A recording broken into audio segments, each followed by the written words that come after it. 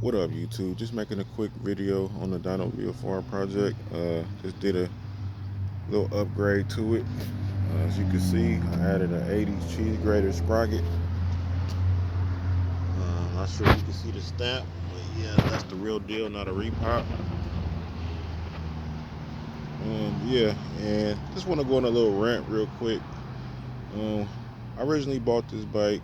I bought it for the stem, as I said in the previous video, and I wind up putting the bike together. When I first put it together, I put it back together pretty much stock, and I was only asking. I was asking 300, and I had a lot of new parts on it at that time. It didn't have like the mags and the decals and all that stuff, but it was a nice bike. I was only asking 300. I said somebody can make me an offer between. I think I said uh, what should I say? Between 250 and 300. That was the offer. I would have took anything between 250 and 300. And you had a lot of people lowballing me and offering stupid prices, and people that don't even know nothing about BMX or anything like that. I wasn't asking a high price. Obviously, it's a Dyno VFR. Wasn't trying to ask, $1 million for it, but at the same time, 250 wasn't a lot, especially for what I had into it. It had new brakes, new bearings. I bought spoked wheels for it, new seat, new grips, brake levers, cables. It had all that stuff new, even when I was asking that price for it.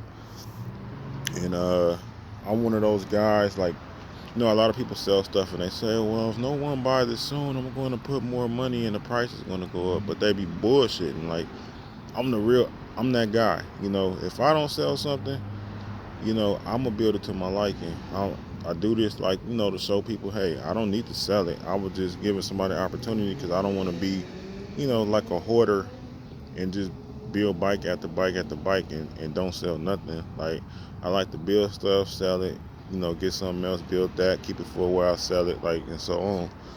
But now I'm starting to build it to my liking. So obviously the price did change if someone want to pay what I'm asking. But I'm not even tripping on selling it now.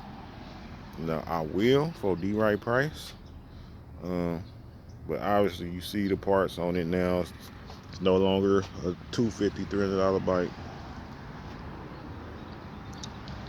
As you can see, another thing, this is an entry level bike. It's not a bike that go for thousands of dollars. But that's no excuse to me for not putting good parts on your bike.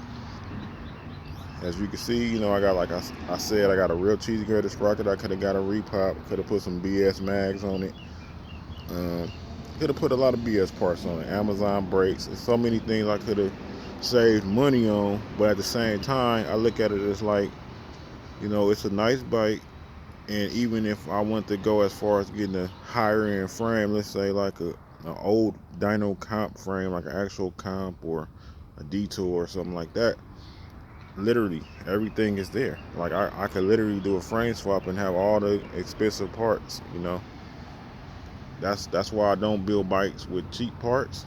Like, I do repops, but I don't do like BS repops. Like, but yeah, man, like, no excuse if you got like a entry level bike. No excuse to not put good parts. I ain't gonna say expensive parts because you could get good parts for cheap too, but don't put BS parts that's not gonna last. Like, I went with Odyssey 99 brakes. I could have got some cheap flimsy brakes where the calipers were super thin and they flex. And I did that before on a beach cruise and I regretted it. I think who made those? Sunlight. I think Sunlight made those cheap brakes. But yeah, like, from that I learned, like, man, can't be cheap. I could have went with a cheap stem. I could have went with a damn Timu stem, but nah. Went and found the original stem and polished it out. Think about it. It's from the early '90s and it's still around. So that go to show you the quality of stuff that was made back then. I could have went with cheap grips. Went with Amy grips. They still soft. They not hard plastic like the cheap grips you get off Timu or something. Or even Amazon. Some Amazon grips. Even though Amazon got Amy grips, but could have went with cheap pedals and red line pedals, aluminum. Again, that's '90s and it's still around. It ain't like I got some cheap plastic pedals. So and so on. You know, I could have went with a lot of cheap stuff that I didn't. But with that being said, you know, you want good stuff, you're gonna have to pay for it. And people don't understand that. Even down to the repop fork standers. You know, look, these actually got the clips at the bottom. Some of them don't. Some of them got the cheap springs. So yeah, you know, that go to show you like how I build stuff.